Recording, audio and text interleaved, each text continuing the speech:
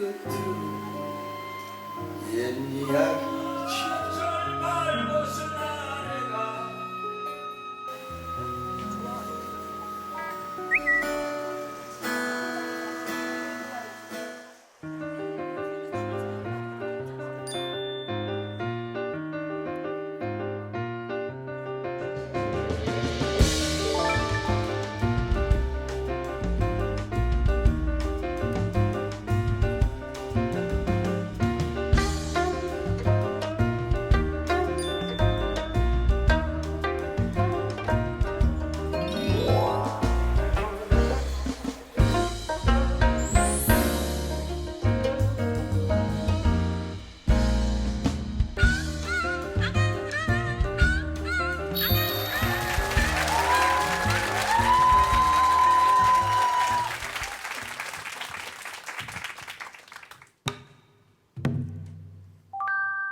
이 잔치를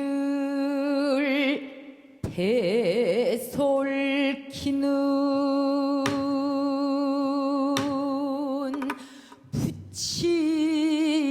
부친을 위험인디 이 일이 모두 신그나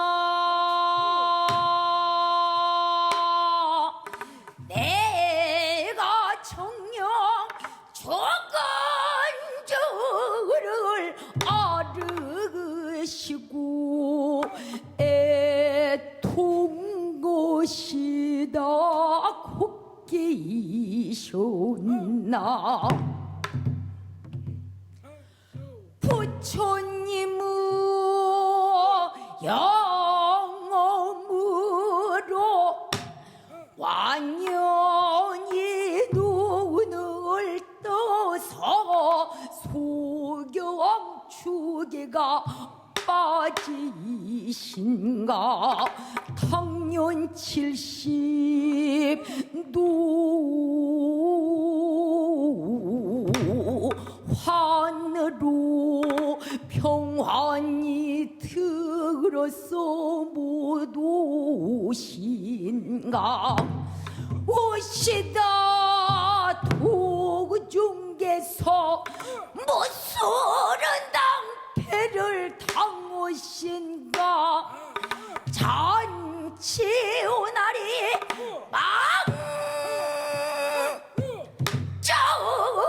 망정인데 이리 못 오신구나 오이 호요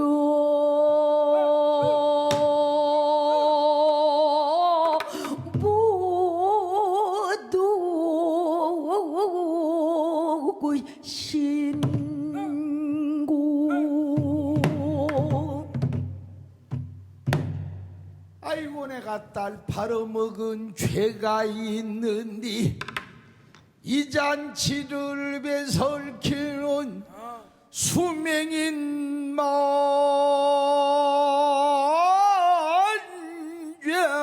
중에 나를 잡아 죽이려고 패설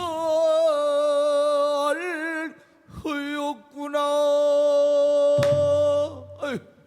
거주 성명과 처자 유무를 밝히시오. 내가 이럴 줄 알았어. 놈 죽을 때 용케 잘 찾아 들어왔다. 예, 소명이 아르리라. 예.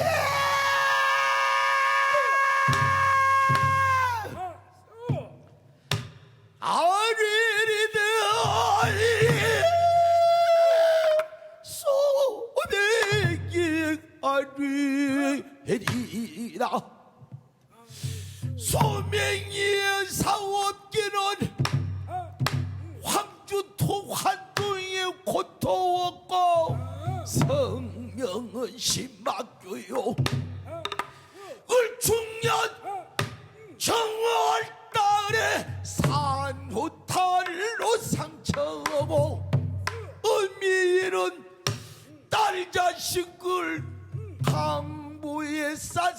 안고 이 집 저 집으로 다니며 동양젖을 얻어 먹여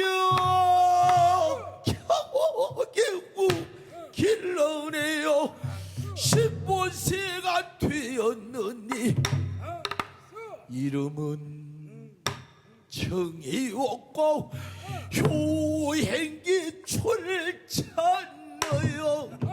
그 애가 밥을 비록 귀한 그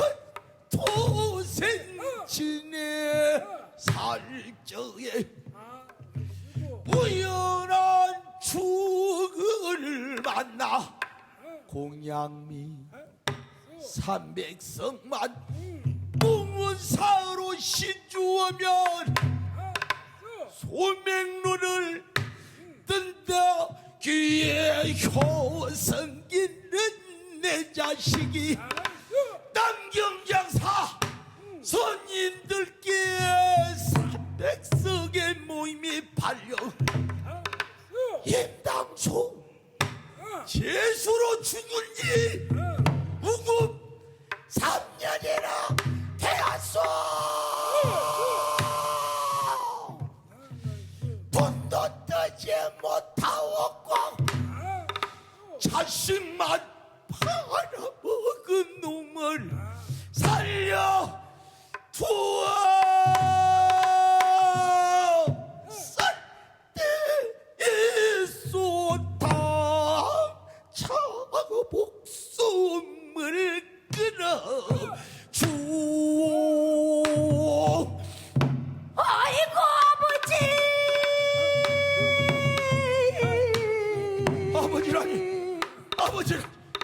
아버지라니 누구요? 아이고 나는 아들도 없고 딸도 없어. 물한동년의 딸 하나 물에 빠져 죽은 얘가 웃금 3년인 이것이 웬 말이오? 아이고 아버지. 여태도 늘 못 드셨소. 임당수 풍랑 중에 빠져 죽던 천이가 살아서 여기 왔소. 어서서 눈을 떠서 소녀를 뽑소서.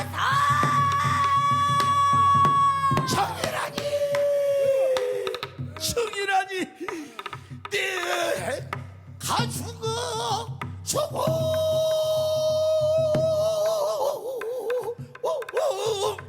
전지를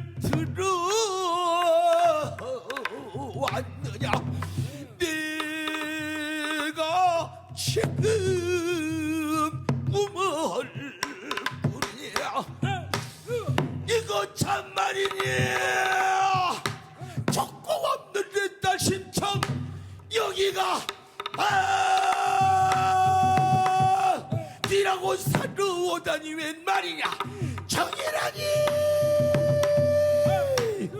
자신이 감동어서 저는 사러 왔사오나 부처님 경험 없어. 눈을 못 보시니 목소리나 전해줘. 이것이 꿈이냐. 꿈의 것들 깨지 말고 홀경이거든 날 잡아가거라. 아버지, 내 정성이 부족하여 제 목숨은 살았으나 아버지 눈 못 떴으니 소녀가 또 죽어서 황득전 소연노여 부친 눈을 띄우리라.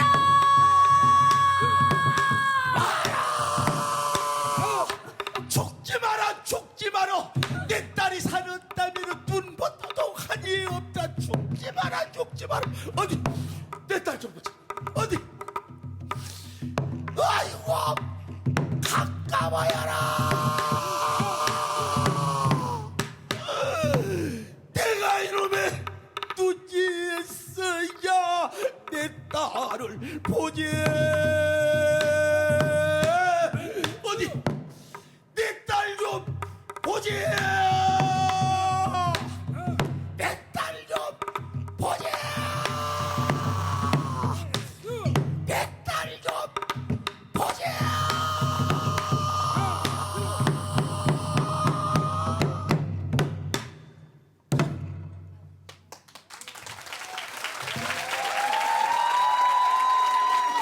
네,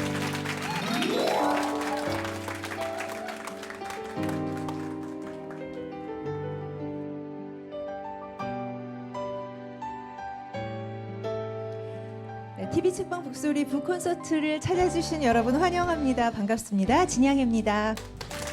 안녕하세요. 이창현입니다. 저희 오늘 북소리 콘서트를 열면서 판소리 심청가 중에서 눈뜨는 대목 오프닝 곡으로 들려드렸습니다. 이렇게 변화와 소통이라는 어떤 측면에서 볼 때 더없이 정말 잘 들어맞는 그런 오프닝 무대가 아니었나 하는 생각합니다. 네, 신봉사의 눈이 뜨이듯이 네. 우리의 귀가 열리고 입이 열리는 소통하는 새로운 시대가 열렸으면 좋겠습니다. 네. 새로운 출발선상에 서 있는 우리들 과연 어떠한 방향으로 어떻게 나가야 할지 오늘은 그 특별한 주제를 갖고 이야기 나눠보는 시간으로 꾸몄습니다. 북콘서트의 주인공 먼저 화면으로 소개해드리겠습니다.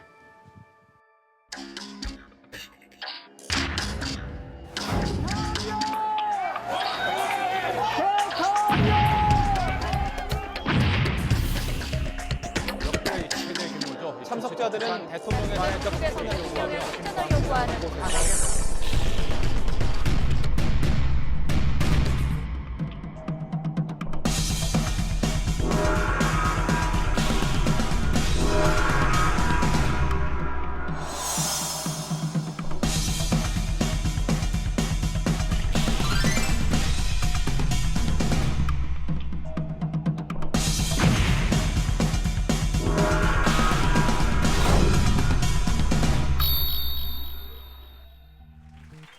도올의 로마서 강해 그리고 저자 이 시대의 지성 도올 김용옥 선생을 큰 박수로 맞아주시기 바랍니다. 네.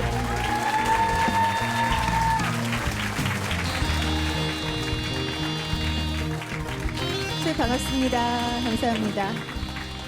자리로 모시겠습니다. 예, 앉으시죠. 바쁘시죠, 요즘? 뭐 제가 바쁘다는 게 항상 방 안에 수지박혀서 공부하는 거니까요. 네. 저희 오늘 타이틀이요. 네. 콘서트예요. 네. 네. 뭘 많이 보여주셔야 돼요. 네네네. 기대하겠습니다.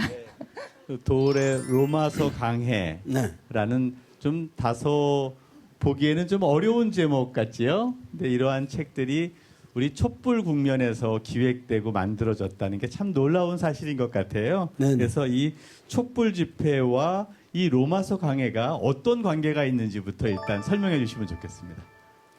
글쎄 촛불 집회라고 하는 것은 저는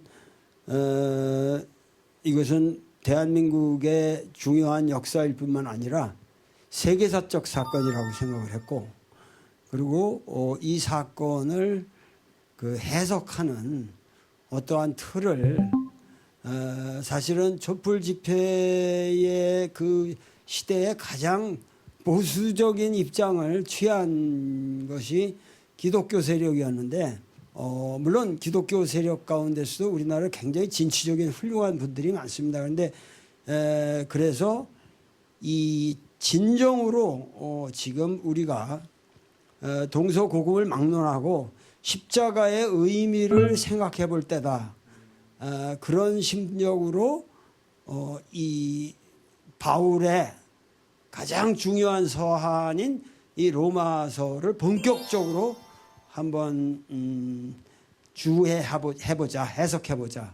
그렇게 해서 시작이 됐죠. 네, 책에서도 밝히셨듯이 나는 기독교를 이해시키기 위해서 이 글을 썼다라고 네네. 하셨고요. 나는 기독교 전도사가 아니다라고 네네. 밝히셨어요. 학자적인 입장에서 쓰셨다는 걸 느낄 수 있는데 왜 로마서고 왜 바울인지부터 여쭙고 시작해야 될 것 같아요.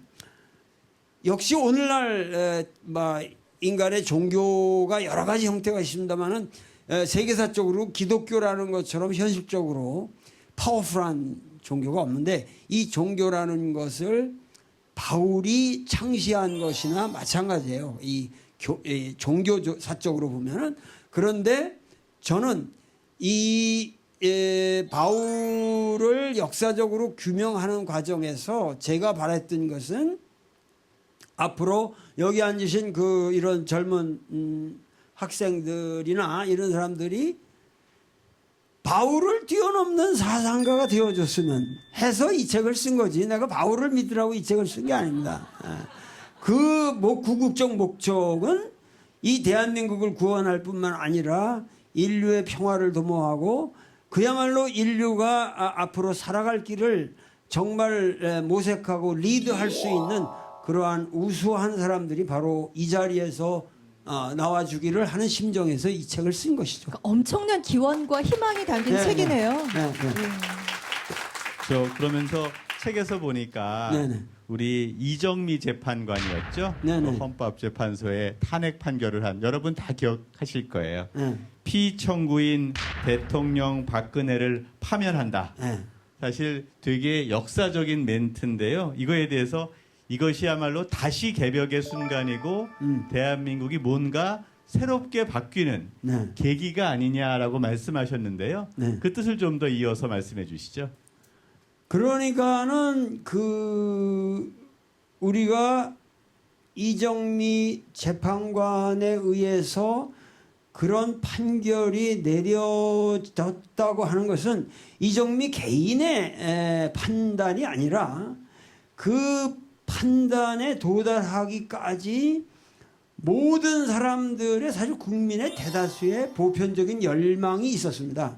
그래서 그것을 그분은 법률학적으로 아주 심사숙고를 해서 그런 판단을 내렸지만 그 판단이라고 하는 것은 인류 사상 내가 보기에는 그야말로 그 영국이 항상 자부를 갖는 것이 사실은 무혈로 의회 민주주의를 일으켰다고 하는 명예혁명 1688년에 명예혁명을 그 사람들은 굉장히 자부감을 갖는데 사실은 그 이정미 재판관이 그 판결을 내리는 그 순간이야말로 우리 민족의 진정한 의미에서 명예혁명이었다.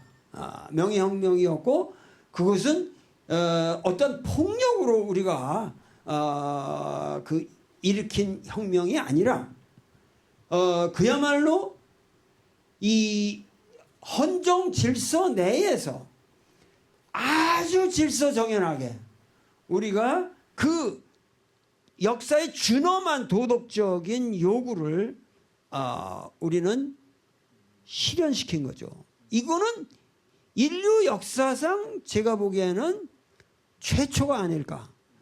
제 자식들도 외국에서 이렇게 공부를 하는 자식이 비로소 이런 얘기를 하더라고요. 그 주변의 교수들이나 이런 사람들도 한국이라는 나라가 정말 자랑스럽다. 전 세계가 영국, 미국 다 브렉시트니 뭐 트럼프 대통령의 성향도 그렇고 모든 나라들이 지금 상당히 정치 철학적으로 퇴행해 가는데 오히려 한국은 그 한국의 민중들이 가장 역사의 아방가르드적이고 그 전위적인 굉장히 인류사의 모범이 될 만한 지금 바로 인류사가 지향하는 어떤 이상을 한국의 민중들이 구현해 주었다라는 데 대한 우리는 고마움이 있다 이런 표현을 하더라고요. 박수 한번 치셔도 될 것 같은데요. 네. 영국과 프랑스 그리고 미국의 여러 혁명들이 있지만 촛불 시민혁명이 그에 못지 않을 만큼 충분히 의미 있는 일이고요. 네. 이정미 재판관의 판결이 한 재판관의 개인적 판결이라기보다는 어쩌면 촛불 시민의 열망과 수준을 반영한 게 아닌가라는 말씀이 들 것 같습니다. 바로 그겁니다. 참 정확하게 썸머리를 하시네요. 네. 감사합니다. 저희 사진이 준비돼 있잖아요, 선생님. 네. 사진 좀 보시죠.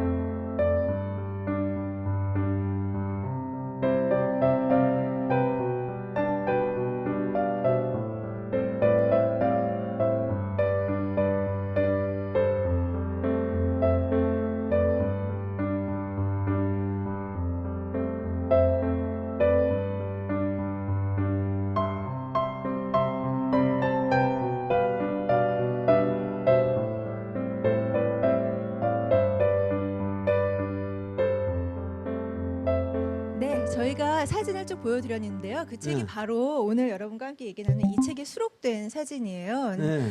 그 쭉 이 책을 쓰시고 또 그 지중해 연안을 기행을 하시면서 기록처럼 남기셨는데요. 네. 직접 사진을 찍으셨어요? 예, 예. 제가 그 거의 신구약 성서에 나오는 지명 그리고 그 사건이 일어난 곳 이 모든 것을 대한민국에서 아마 저만큼 많이 댕겨본 사람이 흔치는 않을 겁니다. 그러니까 저는 모든 실사구시적인 정신이 있기 때문에 항상 내 눈으로 확인하고 내 눈으로 현장에서 체험하고 느끼는 그것이 없이는 그 감이 없이는 학문은 좀 이렇게 다 사상 누각이다 이런 생각을 했기 때문에 아주 어렵게 지금 저 많은 곳을 댕겼는데 지금은 거의 못 갈 그런 정치적 상황 때문에 못 가는 곳도 많습니다. 근데 하여튼 참 감회가 깊습니다. 저 예. 사진들 보면서. 사진을 보니까 그 개인적인 의미도 있으신 것 같고 네. 굉장히 역사적인 중요한 그 장소이어서 저희도 참 귀하게 본 부분도 있고 그래서 몇 가지 말씀을 나눠봤으면 좋겠는데요. 네. 먼저 개인적으로 가장 애정이 가는 사진이나 장소가 있다면 예. 아까 그 로만 연루라고 이렇게 걸어가는 예, 저 사진을 하나 소개해주고 싶은데 저게 바로 그 저는 어려서부터 그 바울을 아주 바울을 존경했지만 저는 바울의 존경을 했다는 것은 바울에 대해서 상당히 그 경쟁 의식이 있었어요. 내가 사상가로서. 왜냐하면 바울은 예수하고 달리 그냥 평범한 인간이에요. 바울과 내가 그 경쟁을 하면서 이 사람의 생애를 볼 적에 그 사람의 고향인 다소라는 곳이 그야말로 그 당시 헬레니즘 바울 자신은 헤브라이즘의 정통한 유대인이었지만 그 유대 본토에서 사는 사람이 아니고 지금으로 말하면 예를 들면 뭐 LA 한인촌에 산다든가 이런 식의 당대 그 헬레니즘 문명의 한 중심권인 소아시아에 있는 가장 그 중심권에 있는 다소라는 타르수스라고 영어로 그러는데 다소라는 데서 태어나고 거기서 크면서 대학을 다녔고 그러기 때문에 이 사람이 엄청나게 유려한 히라보를 구사할 수 있거든요. 그래서 그 고향을 내가 가보고 싶었는데 그 고향에서 로마까지 연결이 되는 길이 저 사진입니다. 그리고 그 다소라는 이 사람의 집에 그 고향의 배경에 있는 산 위로 저 길이 이렇게 산등성이 길인데 저기 가보고서 정말 감동을 받았어요. 아름다운 풍경과 더불어 드디어 바울의 그 흔적을 느끼는구나. 바울이 갔던 길을 내가 걸을 수 있다는 게 그 네. 감동이 보통이에요. 뭐 나중에 말씀을 나누면서 뭐 느끼시겠지만 비슷한 점들이 꽤 있으시잖아요. 네, 바울하고 나하고 하나씩. 비슷한 데가 많아요. 예. 이게 보통 저희들이 바울을 경쟁자로 한다 이런 말씀은 못 하는데 역시 도월 선생님이시니까 다른 것 같고요. 도월 선생님이 이렇게 걷는 모습을 보니까 왠지 2000년쯤 전에 사도 바울이 걸었음직한 길이 아닌가 생각이 들고요. 또 저 길이 로마로 가는 길이잖아요. 모든 길은 로마로 통한다라는 그 시대를 반영한 건데 그때 로마에서 보내는 서한의 의미가 다시 한번 나오는 것 같은데요. 저는 또 그와 함께 아이들과 함께 찍은 모습도 너무 감동스러워요. 그래서 세상의 모든 아이들은 저렇게 천진난만한가 생각이 드는데 그와 함께 도월 선생님도 아이들 못지않게 천진난만하지 않으세요? 저 사진은 아주 중요한 사진인 것이 지금 전 세계에 순수 사마리아인들이 한 700~800명밖에 남아있질 않아요. 네. 그 요한복음에 보면 예수가 예루살렘을 가는 길에 그 사마리아를 지나가다가 사마리아 여인, 우물에 있는 사마리아 여인과 이렇게 주고받는 유명한 대화가 있는데 그 사마리아는 상당히 예로부터 척박했는데 그 자기들이 모시는 그 성전이 있거든요. 성스러운 산이. 거기를 제가 찾아가는데 그 사마리아인들의 마을이 있어요. 근데 그 사마리아인들에게서 느끼는 그 느낌이 굉장히 강렬해요. 그러니까 순수한 모습을 지니는 어린애들입니다. 이 사람들은 사실은 오늘날 그 유대교 정통이라고 하는 것을 자기들이야말로 레위족 속의 가장 정통이라고 믿기 때문에 굉장히 유대 민족 중에서도 사마리아인들은 지금도 독특한 취급을 받습니다. 아니 저는 책을 처음에 딱 봤고요. 그 이제 이 책을 쓰시게 된 어떤 계기 같은 거 말씀을 들으면서 왜 바울이었을까? 그리고 종교적인 의미의 뭐 예수도 있고 다른 선택도 많았을 텐데 그런 생각을 하다가 이 사진을 보면서요. 아 이게 역사적인 어떤 실제를 바탕으로 해서 우리가 뭔가 그 시대의 어떤 사건들을 현대와 좀 비교해서 생각해 볼 수 있는 그런 책이겠구나 이런 생각을 하게 된 결정적인 계기였어요. 우리는 신구약 성서를 너무 그 성스럽게만 보고 그것이 그 처한 역사적 지평을 완전히 무시해버린단 말이에요. 그러나 신구약 성서라고 하는 것은 어디까지나 인간의 언어고 그 인간의 언어는 모두 역사적 배경이 있습니다. 그래서 그 역사적 배경을 우리가 정확하게 인지해야만 비로소 성서라는 문헌을 읽히고 그리고 그렇게 읽을 때 저는 진정한 하나님을 만날 수 있다고 생각해요.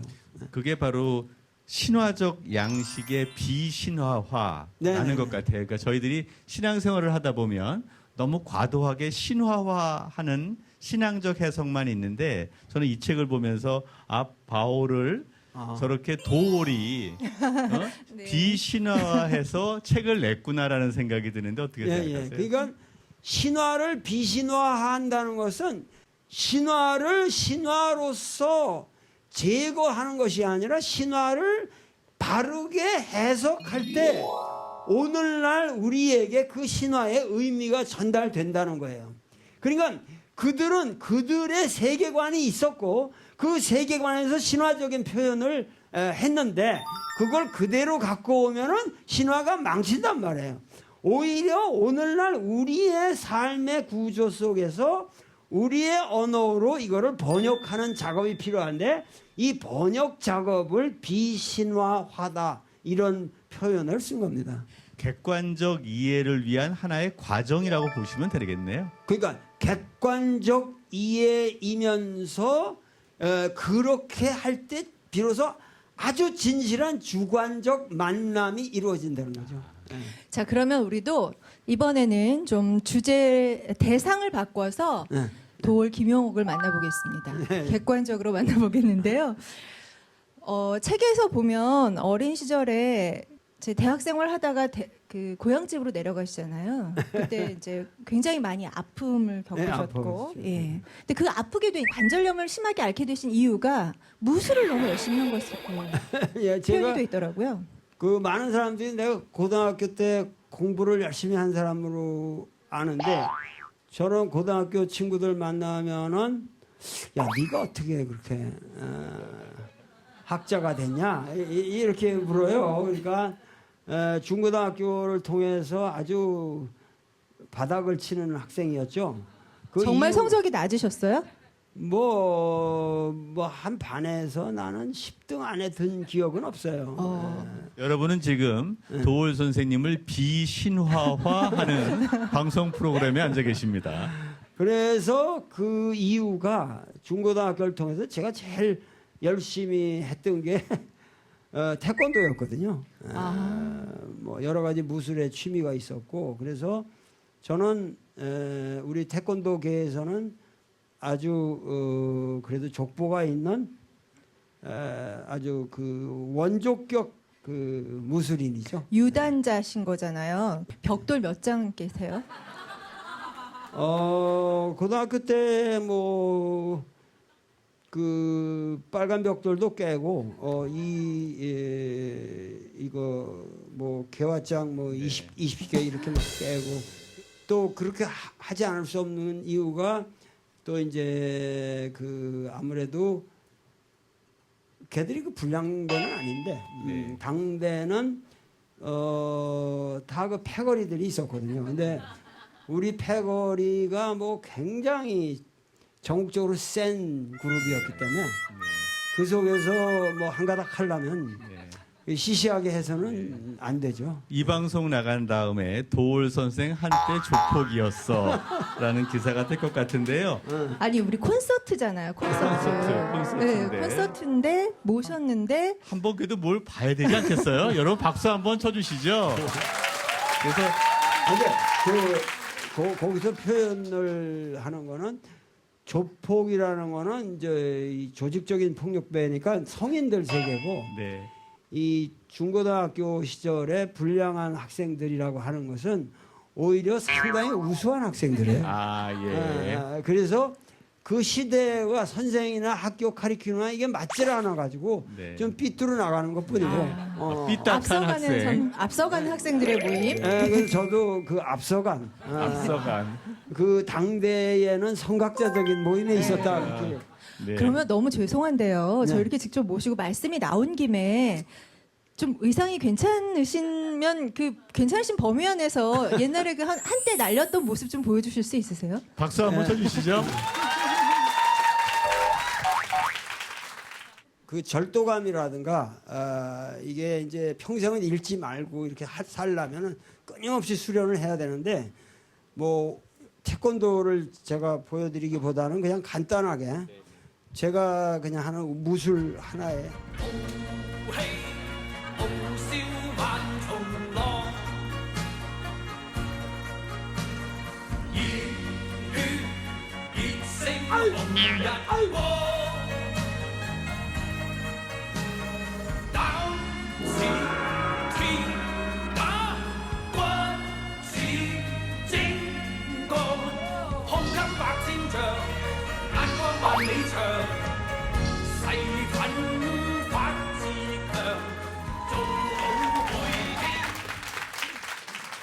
거의 브루스리 같은 느낌도 들고요. 지금도 좀 몸을 수련하십니까 계속? 뭐 매일매일 저는 철봉, 수평 그리고 이 여러 가지 형 이런 거는 매일 하고 살죠. 저는 고등학교 때 제가 유단자 시절에 58kg 지금까지 58kg 그대로 유지하고 있습니다. 부럽습니다. 예, 그 제가 이제 바울과 뭐 비슷한 점이 꽤 있다라는 말씀을 하셨지만 바울도 관절염이 있었다면서요. 예, 관절염 때문에 진짜 고생 많이 하셔가지고 제가 책에 너무 감동적이었던 게 병상에 누워서 이렇게 책을 매달고 책을 읽으셨다고 그러실 때 전 정말 감동적이었어요. 그리고 자세히 보셨네. 예. 그리고 또 하나 되는 것이 어머님의 마음. 예. 정말 이렇게 정말 전체를 아우르고 뭐 다방면에 정말 문화 예술 관련해서 전방위적으로 활동하시는 이 사람을 낳아서 키운 어머님은 어떤 분이었을까 하는 생각이 계속 들더라고요. 어머님 얘기 좀 해주세요. 제가 그 관절염에 걸려서 대학을 고려대학 생물과를 다니다가 도중 하차를 합니다. 그래서 집에 가서 도저히 뭐 서 있을 수도 없고 온 관절이 붓고 뭐 관절이란 관절은 다 땡땡 부어요. 그래가지고 집에 가서 내려가 있는데 어머님이 얼마나 속이 상하시겠어요. 뭐 그렇게 기대하던 이제 뭐 기대할 것 공부를 워낙 안 했으니까 뭐 기대할 건 없지만은 어려서부터 오늘의 도울이 되리라는 것을 가장 정확하게 보시고 항상 뭐랄까 형들이나 누나들 몰래 나를 격려해 준 분이 우리 어머님이에요. 그거는 참 대단한 어떻게 해서 그렇게 파악을 하셨던가. 형제 자매가 어떻게 되세요?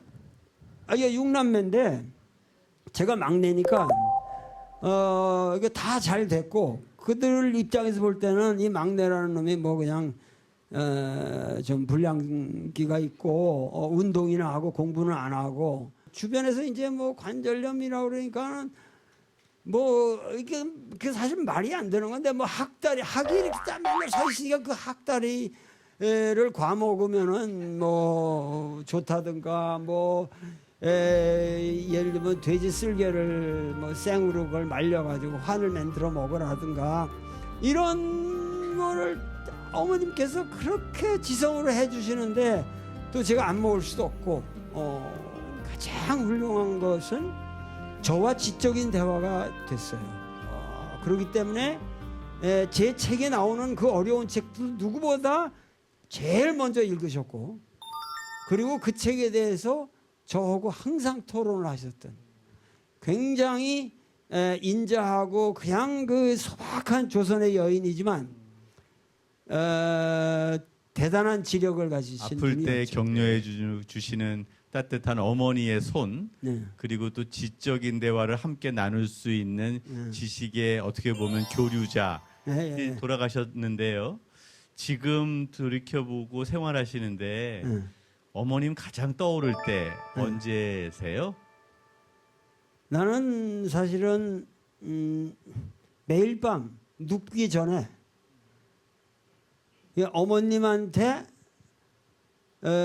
기도를 드려야만 잠이 잘 옵니다. 그러니까는 잠자는 방식이 아주 피곤하고 뭐해도 어머님께 오늘 편안하게 제가 잠 잘 자고 내일 아침 일어나서 건강히 활동할 수 있게 해주십시오. I dwelt in marble halls with bustles and serfs at my side, and of all who assembled within those walls. 어떤 평온함에 관한 어떤 깊은 위로 지금 곁에 안 계시지만 늘 함께 하시는 것 같다는 생각을 하면서요. 김용옥 선생님이 스스로 좀 평안해지실 기회를 좀 드려야 될 것 같아요. 노래를 부르시면 평안해지신다고 제가 들었는데 북 콘서트니까 노래도 좀 부르셔야 되죠? 네. 준비하셨죠? 네, 부탁드리겠습니다. 네. 정지용 시인 여러분 다 아시고 좋아하실 겁니다. 뭐 그러면 딱 떠오르는 곡 있죠? 향수. 예, 향수 들려드릴 텐데요. 아주 기대되는 무대를 지금부터 여러분께 선사해드리겠습니다.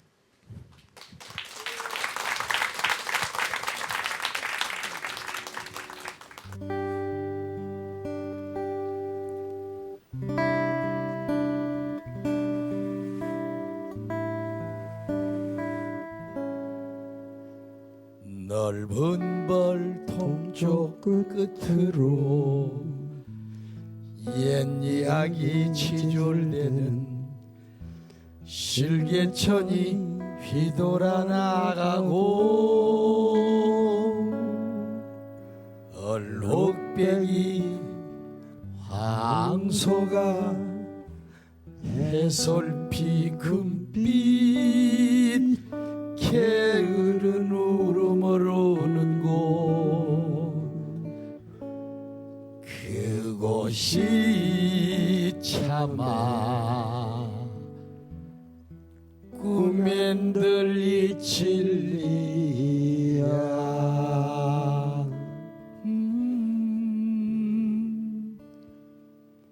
질화로에 재가 식어지면 빈 밭에 밤바람 소리 말을 달리며 엷은 졸음에 겨운 늙으신 아버지가 집벽에를 돋아 고이시는 곳 그곳이 차마 꿈엔들 이칠리야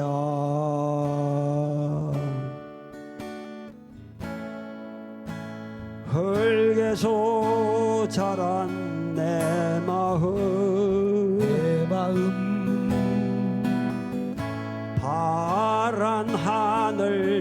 다시 그리워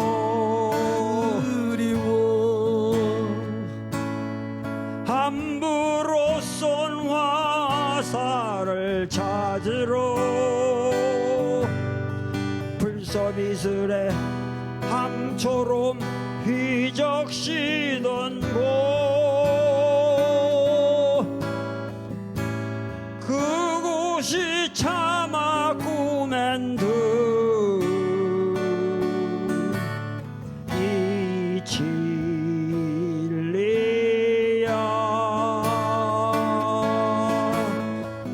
전설 바다에 춤추는 밤물결 같은 검은 퀴닛머리 날리는 어린 누이와 아무렇지도 않고 예쁠 것도 없는 사철 발벗은 아내가 따가운 햇살을 등에 지고 이삭 줍던 곳 그곳이 차마 꿈엔 들린 진리야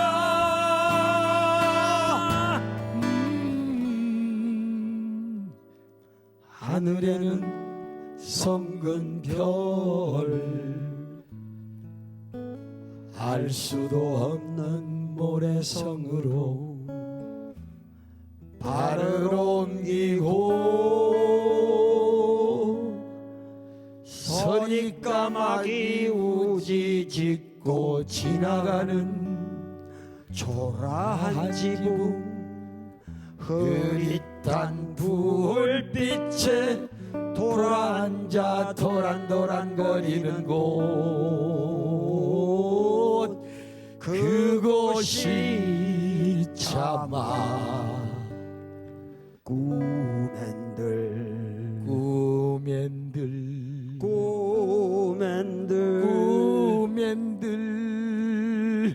이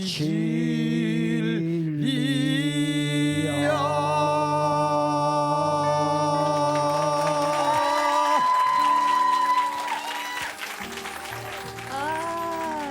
감사합니다.